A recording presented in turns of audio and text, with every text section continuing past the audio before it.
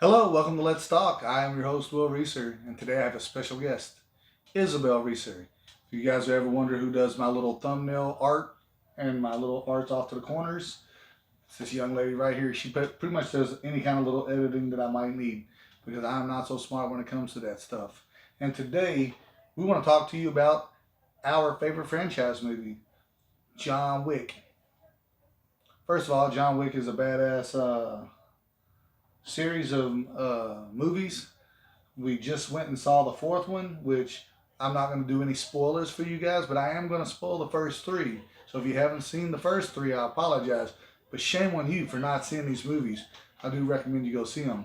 Um, so we're also going to start off with the little drinks too. So if you know anything about John Wick does like his bourbons. You see him drinking the Blantons a few times in the movie. So that's actually I got me a little bottle of Blantons right here. So that's what I'm gonna drink.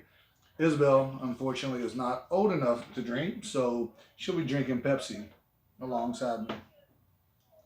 So we're actually going to start off with I'll just give you a quick character outlines real quick so you're familiar with the names and faces. Keanu Reeves plays the main character, John Wick. Um, Willem Dafoe's in it. He plays a guy named Marcus.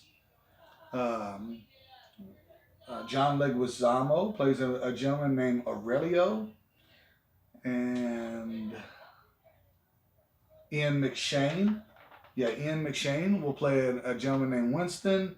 And Lance Reddick will play Sharon. Okay? Now, there's a few other people who I don't really know all their names. So we'll just go by the names that they went by in the movie to keep this thing a little short and sweet. So basically, if you don't know what John Wick's about, I want to start it off as though you don't know jack shit about nothing, okay? So it's going to start off with a gentleman named John Wick who just found out that his wife had died of cancer. So he's having troubles processing that, and he's grieving really bad. His wife knew that he didn't really have anybody, and that he would struggle with her death. So, being the smart person she is, she actually ordered a puppy for him before she died, so he would have an animal to help him grieve. So he gets the puppy. He starts to bond with the puppy, and you see that he takes the puppy out for a little ride. Apparently, he likes to work off some frustration in a Mustang Mach 1 1969. They refer to it as a Boss, but I looked it up. They said it's actually a Mach 1 Mustang. But either way, it's badass. I wouldn't mind having one if I could. So, they're out taking it for a spin to work off some of their anger and aggression, him and the little puppy. They got to stop and get some gas. Some thugs come. They show interest in the car. John doesn't want to sell. They get angry. Their little leader's name is Yosef. And he basically tells John Wick everything has a price, bitch. So that night, John's in bed sleeping, and he wakes up to the sound of his puppy barking. He goes downstairs, in which he's attacked by a bunch of masked thugs. Obviously, we know who it was. It was Yosef and his buddies. The dog's yelping. John's got the shit half beat out of him. They take the dog and wind up killing the dog. I mean, that was pretty sad. They killed the dog. They took the Mustang, and they left John beaten and battered pretty bad. Right, so not only did the guy just lose his wife, now he just lost his puppy. So it's kind of heartbreaking about that, right? So at this point, you don't really know much about John other than the fact he seems like a normal guy. He had a nice house. He must be a pretty successful dude. They take the car to a chop shop ran by a guy named Aurelio, who I told you is played by John Leguizamo. Aurelio notices right away whose car this is. He said, "Where'd you get this car?" And they was like, "Oh, from some nobody." And he says, "Get it out of here. Get it the fuck out of here." In which Joseph at this point disrespects Aurelio a few times, and Aurelio fucking hits the hell out of him. I mean, he hits the fuck out of him. Well, and then basically he says, "I'm gonna go tell my dad on you." And you find out that Joseph's dad is like one of the higher ups of this underground society. Now, the underground society, I don't really know if you can say they have a name, but there is but basically it's in an underground world similar to what you have in a mob, like in the mafia, like La Casa Nostra or something. And they got what they call the high table. And at the high table, they make all the rules, okay? So basically, it's just an underworld society where a lot of illegal activity goes. You have a lot of assassins and hitmen and all that good stuff, and just a whole lot of corruption, right? So, of course, Yosef angers his dad, and Vigo calls Aurelio, wants to know why he hit his son. And Aurelio says, because he stole John Wick's car, sir, and killed his dog. And Vigo goes from this hard nosed, badass mobster to being like, holy shit, what the fuck did my son just do, right? So,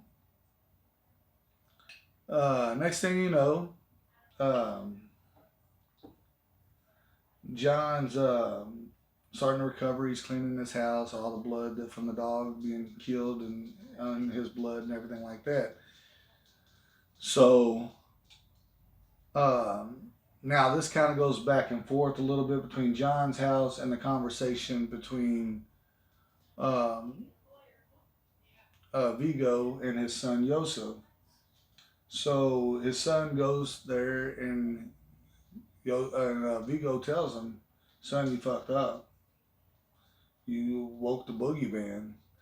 The Baba Yaga is what they referred to him as, the boogeyman, the Baba Yaga." And basically, John Wick was responsible for how that whole society came to be. They hired John Wick to take out a whole bunch of badass people, and so they could form this new organization and everything. They thought it to be the a task that couldn't be completed. They didn't think that he could do it. And John did. John went and destroyed everything, killed everybody so they could have this new organization. So he's explaining to his son how bad John is. He describes John as, I don't want to get this wrong, let's look at this, as a man of focus, commitment, and sheer will, which his son has no idea about. He said that John Wick killed 3 people one time with the fucking pencil. So he's building this hype around John Wick of saying that's how bad this dude is. And his son's so dumb, he's like, "I'll take care of it, Dad." And he's like, how you plan on doing that? He says, "I'll kill him myself." And his dad's like, "Are you fucking not listening to me? This guy." So pretty sure he punched him in the face. Yeah, he punches him in the face, and then he tells him, "Get the fuck out of here. Basically, you're not safe." So Vigo decides he's going to call John because, like I said, he was an associate of John, apparently, when John was an assassin. And he's basically asking John not to do anything crazy or anything like that, which John doesn't even respond to him. He just listens, and then he hangs up. And at that point, Vigo knew he's going to have to try to do something to save his son. So he tells his main guy to bring his best people, all of them, to kill John Wick at his house. But at this point, John Wick is already enraged. He busted up his basement floor, got all his guns. He had a bunch of coins like this, which these coins are actually what the underworld uses as currency to help basically do projects or whatever they need done. Favors. So just small favors that need to be done, like that are paid back instantly. So obviously, John has a crap ton of it from all, I guess, where he's earned it. And by the time Vigo's men get there, John's already in his mindset of killing everything that walks, pretty much. So they come into his house thinking that they're going to surprise him, and John just works them over. The gun work and hand-to-hand work in the John Wick movies are just, hands down, probably my favorite things to watch in movies. I mean, it's phenomenal to watch this go at work. and to know that he actually is really legitimately Keanu Reeves is really badass with a gun. If you ever want to check him out on YouTube where he trains in gun and weapons and stuff. The dude's phenomenal. So, anyways, they come through. They try to kill him. John destroys them all, and then a police officer shows up at the house and said that there was a noise complaint. Yeah, and he looks past John and notices two dead bodies. At this point, you realize how big this corruption is, and he looks at John. Instead of pulling his gun out, he asks John, "Oh, you working again?" Something like that. So, yeah, and John's like, something like that. So John calls in the cleaners, which he pays with the coins to get rid of the dead bodies and get rid of all evidence that anything ever happened there. At that point, John's going to go to Aurelio's because he knows that Aurelio runs that chop shop. Aurelio tells him that the car was there, but they took it away because he wasn't going to have it. And then he lets him borrow a car. Yeah, and then he lets him borrow a car, which I believe was like a Chevelle, if I'm not mistaken. I believe it was a Chevelle, but don't quote me. I'm not a big car guy. Where John will then arrive at the Continental. The Continental is basically a assassin safe haven. There are hotels around the world, and this one is in New York City. It's ran by the manager, whose name is Winston, played by Ian McShane, and his consigliere or his concierge. I'm sorry, I'm talking mobster stuff. His concierge is a gentleman by the name of Sharon, played by Lance Reddick. I really like that character. He was very loyal to what he did. You know what I mean? And that's what I really like. I really like the loyalties that you see in the main characters of the movie. But anyways, he welcomes John back, sets him up with a room, and then from there he meets the manager, played by Ian McShane, whose name is Winston in the movie.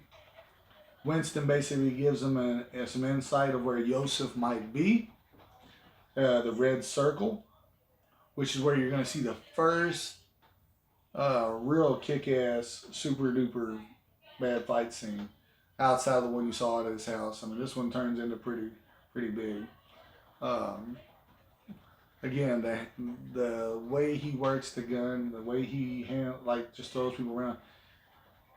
I mean, it's just awesome. I mean, it's my favorite action genre. I'm not gonna lie. So, anyways, John Wick, who's pretty well liked at the Continental. I mean, they love him at the Continental. He's very well respected amongst the assassins. Like all the assassins that saw him was basically welcoming him back in. He actually has a really close friend, Marcus, who's played by Willem Dafoe. But you find out that Willem Dafoe, Marcus, was hired by Vigo to take out John Wick to help save his son. But he makes it an open contract so that it's actually open to anybody that can take out John Wick. So, after the fight scene at the Red Circle, John retreats back to the Continental. He's banged up a little bit, looking for some rest. I think he wound up getting stabbed in the side or something like that. Yeah, he had to get stitches. Yeah, I think he got stabbed. So he sees the doctor. The doctor stitches him up. Told him it ain't gonna hold real long, but it takes him. He can do what he's got to do. So he lays down, thinking he's gonna rest, and then you see Marcus on the rooftop scoping him out. Looks like he's gonna shoot him. But you also see a young lady by the name of Miss Perkins, who's also a hitman, also an assassin. She's trying to sneak into John's room. Marcus sees it, and instead of shooting John, he just shoots the pillow next to John's head and waking John up, which allows him to fight off Miss Perkins, so on and so forth. He doesn't kill her because, again, it's on Continental ground, but he does ask another hitman who's staying at the Continental to keep an eye on her. He ties her up and keep an eye on her and stuff. And then he goes out. So he's trying to find a way to draw out Yosef so he can kill Yosef. And so he goes to this church where he was told has all of Vigo's um, His money money.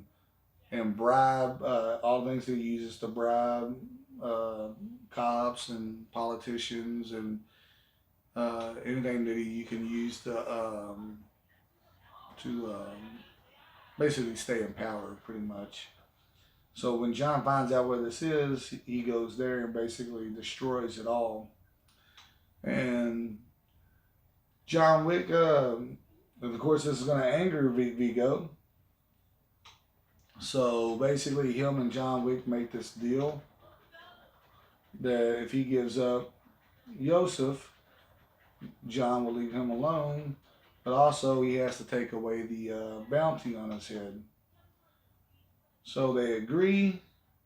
He goes and finds Yosef's warehouse where he was told about, and he just goes on another slaughter path there, just taking out everybody that's protecting Yosef. With assistance from Marcus. With some assistance from Marcus. And then finally he gets Yosef and shoots and kills him right there on the spot. So thinking everything is done, I think John was ready to retreat. He meets up with Marcus somewhere, where unfortunately Miss Perkins, who has escaped the other assassin, sees him talking to Marcus, and she reports this back to Vigo, which just angers Vigo because he feels betrayed by Marcus for not taking John out. So he feels like he purposely didn't take John out; that he actually was helping him. So he pays Marcus a visit with his hitmen, and they kill Marcus in his house. So now John, back to being John's, mad again because now his friend is dead. So, and he still hasn't got his car back. So he's still, I guess, not over it. So he goes after Vigo again. He finds out from Winston where the where Vigo was gonna be, and so he shows up there, and basically they get into a big ass fight via cars and everything else. I mean, it was slamming cars into each other, shooting each other, hitting each other, all this stuff against all these guys. He takes them all out. Him and Vigo wind up going hand to hand combat with a knife, in which he winds up killing Vigo. But he is wounded pretty bad. But being out there in the shipping yard or wherever it is by the waterfront, he goes into this little cargo area where they had a bunch of dogs stored. Considering he just lost his dog, I guess he felt like it was a good way to get a new dog. So he gets a new dog and he gets back to the Continental, and for their apologies for somebody trying to kill him on the Continental, they offer him a car. Because like I told you before, the Continental was supposed to be a safe haven there. That should have been a place where he felt safe. So since he wasn't, they decided to do that. But they did also, like I said, the high table has rules. So the Continental's manager, Winston, had his henchmen take out Miss Perkins for attempting to kill him on the Continental. So there was some justification there. All right. A few years later, we're looking at 2017, even though the movie's only taking place like maybe a day or two later. Like I said, John still hasn't found out where his car is. Apparently, Yosef had taken it to one of his uncles. So you hear his uncle talking about the story about the pencil, and it seems like everybody's getting tired of hearing the story about it. Like, yeah, we heard about it. So John shows up there to get his car, only to get into a severe car combat. That car gets the shit beat out of it. But he winds up taking out all those bad guys again. So like I said, we're in chapter 2 now. John gets his car back. It gets destroyed. He takes it to Aurelio, who Aurelio said he could fix it. But it looked like shit, obviously. So John's technically back in the game now, right? Yep. So because he's back in the game, unfortunately, somebody was looking to cash in on that. There's a thing called a blood marker, which you see right here. The way the blood marker works in the underworld is they open this up, and the guy that's asking you to do a favor will put his thumbprint right here. Yeah. Then, after the favor is paid, the other person will put their fingerprint there, saying that it's been paid. Okay. So, unfortunately, John Wick owes a favor to the San Antonio, a blood oath. Again, the difference between this and this, these are paid instantly. These are owed. So that's the difference between this currency and this. This is you owe me a favor, and this is just currency. Okay? So just give you a quick rundown of that. But anyways, like I said, John Wick owes the San Antonio this oath. So John has to honor it. When he tells John what it is, John does not really want to do this. He is asking him to take a hit out on his sister. His sister is one of the people that sit at the high table. Antonio wants to be at the high table, so he wants John to take his sister out so he has a spot at the high table. Reluctantly, John decides he's going to do it. He went to Winston. Winston told him, you owe it to him. You're back in this. You can't just use our stuff and then act like you're going to get out. That's not the way this works. You're in, you're in. So, unfortunately, John's in. He's using all the things that being in gets you, like the Continental and all that stuff. Okay, so he has to honor it. So, he flies to Italy. Stays at their Continental, gets a suit that's bulletproof, gets some badass guns, gets the diagrams to the blueprints. The blueprints of the catacombs. He's planning on going to the catacombs. So he gets to where she's at, runs into one of her top guys, whose name is Cassian, played by Common. And he just asked if John was in. John's like, yeah, I'm back in. He said, you doing a job? He said, yeah, unfortunately, I'm doing a job. He didn't tell Cassian that he was there to kill her.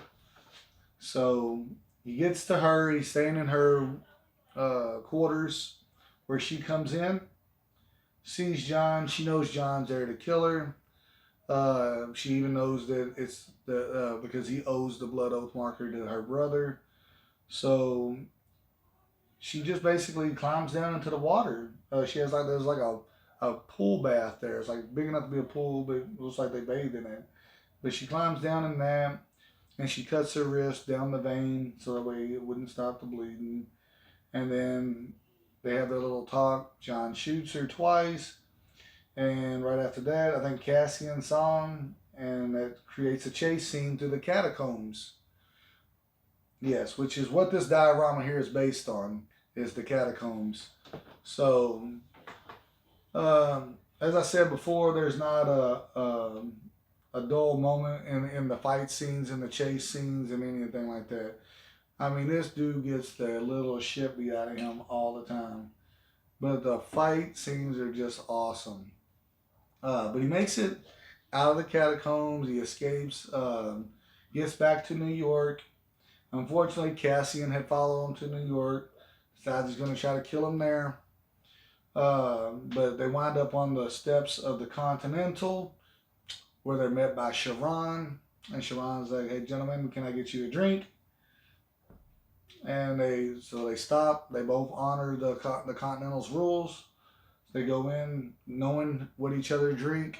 They order each other a drink, in which Cassian said he's going to pick up the bill and to consider it a common courtesy.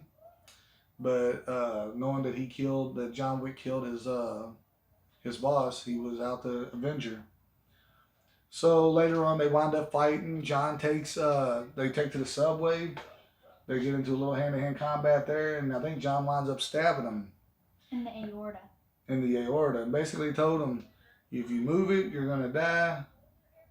So it was basically up to him. So basically, John was able to get out of that situation. But again, he still got. At this point, he doesn't realize it yet, but D'Antonio, being the corrupt little asshole that he is, says, "Well, you know, I got to put a hit out on you. You killed my sister. I got what kind of brother would I look like if I didn't put a hit on you?" So he puts a hit out on John. 7 million. For $7 million. So of course John's now having to fight off every assassin he comes across. Again, he's getting the shit beat out of him pretty bad. But he had some coins on him, which he winds up running across one of the homeless people who are part of the organization as well. They call it the Boweries, is what they call that kind of section. And John gives him a coin and asks to be hidden, which they do hide him. They take him to what is known as the Bowery King, played by none other than Lawrence Fishburne. Who's that? Is that Neo and Matrix back together? Neo and Morpheus. I'm sorry, Morpheus from the Matrix. They're back together. Except this time it's John Wick and the Bowery King. And he asked the Bowery King for help.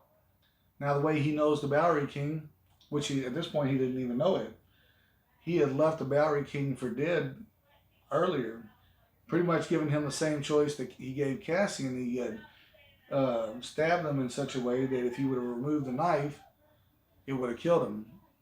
Or he told him if he left the knife there and got to the hospital, he would probably survive. So it was either die trying to kill John Wick or save yourself and live for another day, which he did. So he did feel like he owed John a little bit, and John told him that he owed him. So he said he's going to give him a gun with 7 bullets, because at this point, the bounty was $7 million. So he says he gets a bullet for every million. So he's going to give John Wick 7 bullets to kill. John manages to get back to the Continental, which is where he's safe at this point. And he goes down to the bar area where D'Antonio is. Winston warns him not to do it, but John didn't listen, and he winds up shooting D'Antonio in the head, killing him on Continental grounds. And like I said, there's no business conducted on the Continental grounds. So what does that do? That creates a situation for John where, since he broke the high table rules, he becomes excommunicado. Fortunately, Winston gives him an hour before he will release the excommunicado. Now, at this point, when he's excommunicado, he'll also have the $7 million on his head, but he will no longer have access to anything that the high table has to offer. He will not have access to the Continental and the safety in the Continental. He will not have pretty much access to anything. The cleanup crews, the guns, the coins, any of that. All that stuff he has no connection to. He will not have access to none of that anymore. Even the wound care. Huh? Even the wound care. Right. So, yeah, even the wound care he won't get. So, again, John has been battered up pretty bad. I do believe that he was still suffering from a stab wound, where he goes to the doctor after he finds out. Winston gives him 1 hour before he sends out the excommunicado. Everybody's already aware that it's going to happen. He gets to the doctor. The doctor says, "I don't have time." He says, "Just do it, blah, blah, blah." He does it. Soon as that hour hit, the doctor stops. John Wick has to suture himself up the rest of the way. So at this point, John's walking through. Winston had given him the warning. John really didn't seem to care at that point. He says, "Let him come. I'll kill him. I'll kill them all." And so that was kind of his mentality on it. It just sucks that he isn't going to have access to all the things that he would have had access to.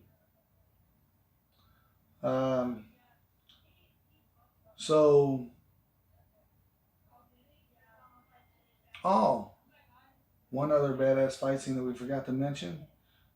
when he fights Ruby Rose's character in the glass room. Remember that? That's a pretty badass fight scene too. So definitely check that out, huh? Yeah, she's deaf. She would always tell John, "I'll see you later," and he'd always say, "Not if I see you first," or "I doubt it." But yeah, so that's pretty cool too.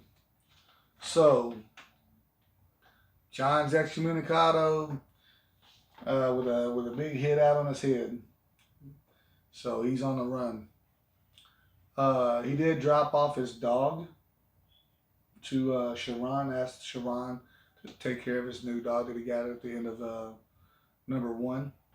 So that takes us into chapter 3. With John being excommunicado, he's got to figure out something, man. He's getting the shit beat out of him. He ain't gonna be able to keep living like this.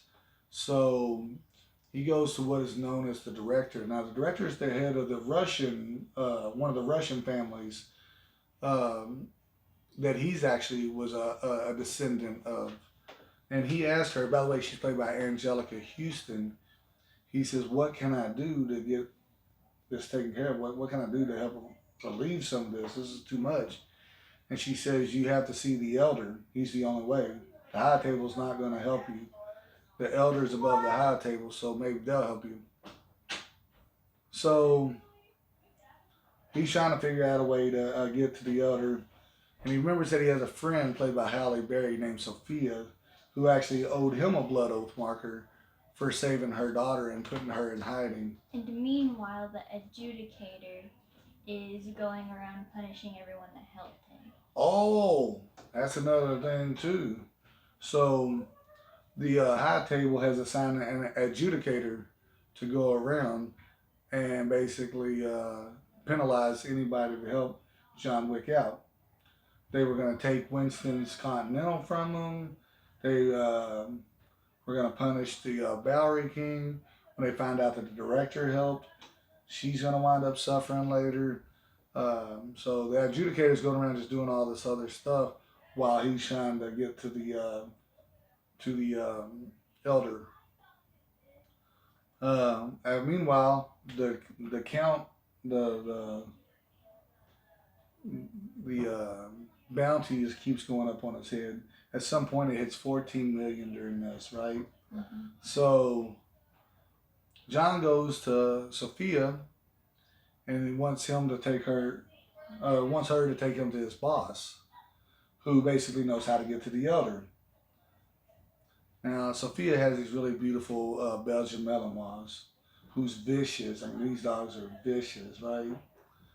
And they go, she reluctantly, because she owes him the blood oath, reluctantly helps him. She takes him to her boss, who said he'll help John for one of her dogs. And she doesn't want to give up one of the dogs, and he shoots it. Luckily, the dog had a life vest on and just got hurt a little bit, but it comes back too. And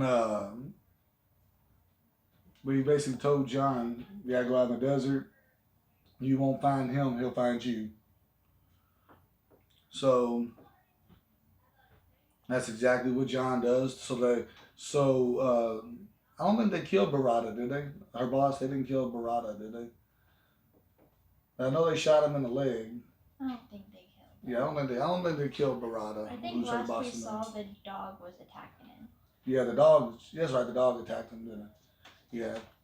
So John goes out in the desert where she drops him off, and that'll be the last that you see of Sophia.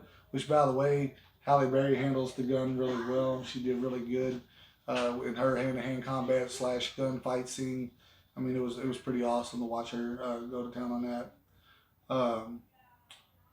So, anyways, he's in the desert. John finally passes out. He wakes up at the elders. He tells the elder what he wants, that he just wants to have the excommunicado lifted, but he tells John that that's going to cost him his ring finger, the one with his wedding ring on it, including his ring. Huh? Including his ring. Yeah, including the ring. He's got to give it all up. So John does it. That's what he does. He gives up his ring. He chops it off. So, despite the fact that the excommunicado's out, the adjudicator doesn't care. They're still punishing everybody that's helping John Wick. So John Wick gets back. He finds this out, and then the hit's still there. Everybody's still trying to kill him. And so again, he's getting banged up, beat up, and everything else. But he makes it back to the Continental, where him and Winston and Sharon have to protect the Continental now from the adjudicator and her people. Which, dude, that was awesome in itself. It was awesome to see Sharon get out there and handle his business. Winston stayed in hiding until it was all done. Then they all go up to the rooftop pretty much. They wind up on the rooftop. The adjudicator basically tells John to kill Winston. John doesn't want to do it. She tells Winston, if you want to keep the Continental, you got to kill John, which he shoots John. John falls off the roof, seemingly dead at that point. So she gives him the Continental back. But then when they make it down to the bottom, he's already gone. You don't know exactly how he escaped it, but he got up and got moving. I believe that the Bowery Kings people helped him out on that one. I think Yeah, so. they threw him down to the sewers. you know what they did? They threw him in the basket, didn't they?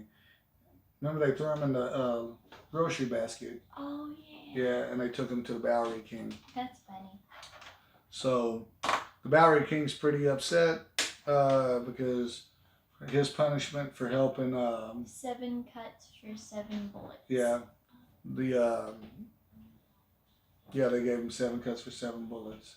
Now the adjudicator actually hired a really bad ass like ninja style assassin named Zero, who was played by Mark Dacascos. If anybody remembers him, man, he was like in some old school karate movies back in the 90s. But he was a huge fan of John Wick, actually. He thought John Wick was the man. And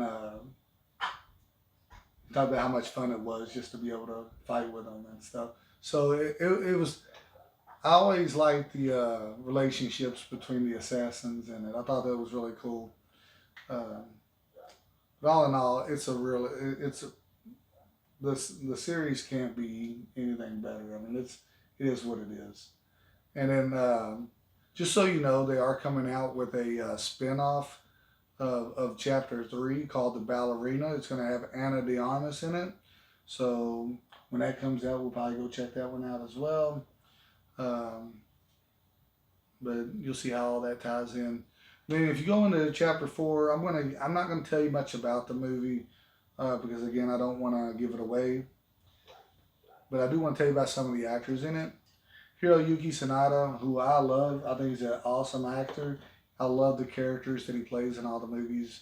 He's been in Last Samurai. He was in Bullet Train. He was in, I think, one of the Mortal Kombats. So I like his character. He plays a character who runs the Osaka Continental.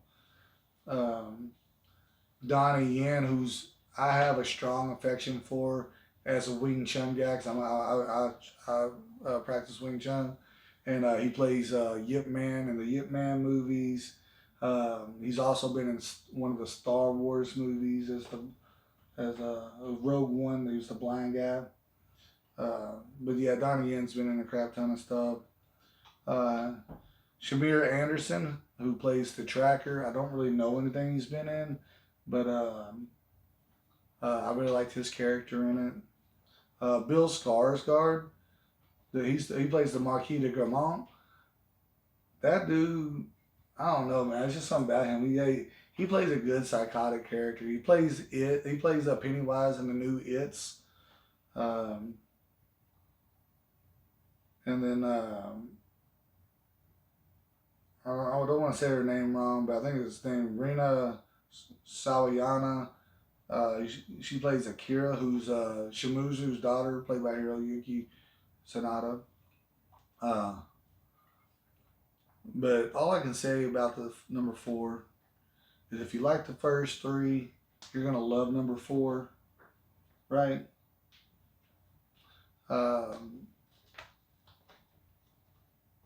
That's it. That's all I got. Is there anything you'd like to add to this? I think it's top notch. You think it was top notch? top notch. John Wick, like I said, I think he's our favorite franchise action hero that we can think of. So that's all I got. So cheers, enjoy your night, and be good, neighbor.